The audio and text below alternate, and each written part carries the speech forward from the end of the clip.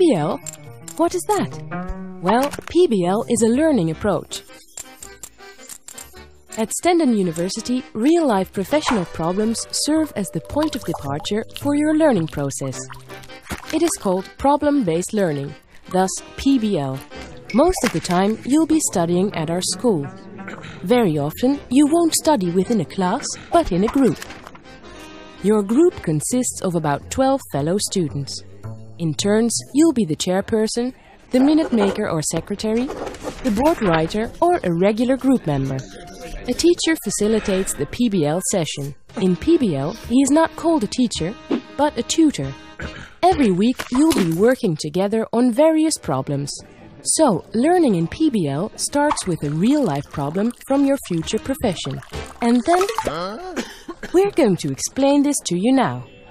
Every group meets twice a week to deal with the problem. You aren't just going to do that offhand, because PBL has a clear structure. You work on the problem in 7 steps. The first step will be to read the text. You'll find out if everyone has understood the text and the problem. From there, you'll have a common starting point. Together, you'll frame the central topic and discuss it in detail. During the second step, all of you determine what kind of problem it is and formulate a clear problem definition based on the central topic. During step 3, the group has to get an overview of the existing prior knowledge by analyzing the problem. You can achieve that through brainstorming, for example. It is about free flow of thought and ideas about the central topic. Whether they are realistic is not important yet.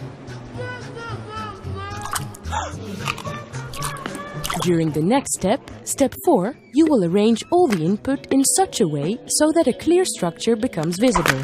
In the 5th step, potential knowledge gaps will be discussed, as well as topics you still have to deal with to be able to grasp the problem completely. Your group will define the learning goals for your individual study that will lead to new knowledge. Mostly, you will carry out step 6 on your own. For example, through an interview with an expert. Or you look for a quiet place at school or stay at home to look up a variety of theories, facts and information in your books and on the internet. You'll write down the information gathered and also what you have learned. That way, you will be well prepared for the group discussion during step 7. In step 7, you and your peers will discuss the findings from your individual study, led by the chairperson. All of you bring in new information. And through talking and listening, explaining and asking questions, you will have acquired new knowledge. That way, within a few weeks, you'll gain knowledge about issues you'll encounter in your future profession.